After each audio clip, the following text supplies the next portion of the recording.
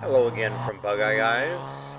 Today I'm going to take you for a drive in this wonderful restored Bug Eye that we're preparing for a client in Michigan, and soon it will leave and head there. But in the meantime, this is the new engine that we put in, aluminum radiator. It has a 5-speed transmission. We're still tuning the carbs, so no air filters in that photo.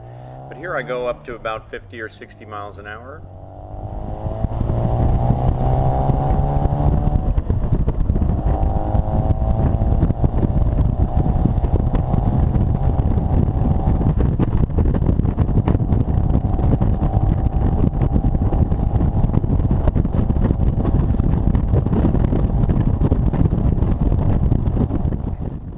Is a fifth gear, but I'm not in it yet. In fact, there it is.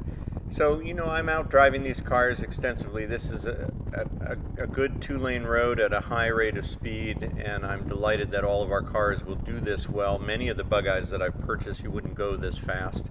If you're just a noodle around the neighborhood person, then maybe this isn't as important to you, but I'm putting these cars through their paces to make them absolutely as drivable as possible, and as wonderful as possible, and as tight and responsive as possible.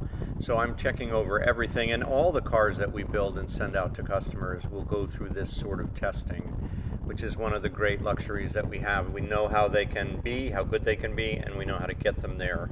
And that's what's going on in this process before this car departs.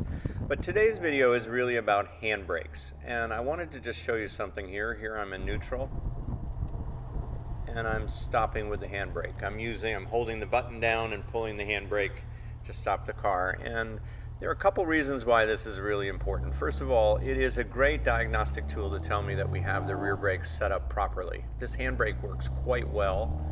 Very few of them work this well, but I'm just in a safe space in a parking lot here doing handbrake stops like so.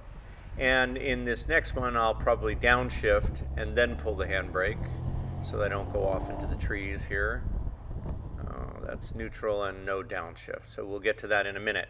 But in any event, this handbrake works quite well. Most of the braking's on the front brakes, as you know, but the rear brakes are essential. They are important. They make a big difference, and on most Sprites, they don't work. So there's a downshift and then a handbrake. I'm not using the pedal in this, and you see I was able to stop before the intersection.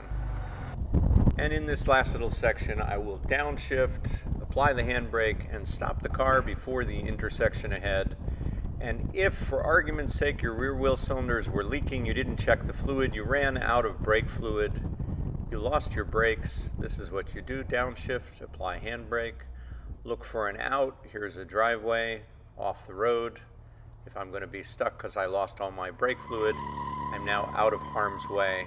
These are some great safety tips that everyone should keep in mind, and thanks for watching from Bug Eye Guys.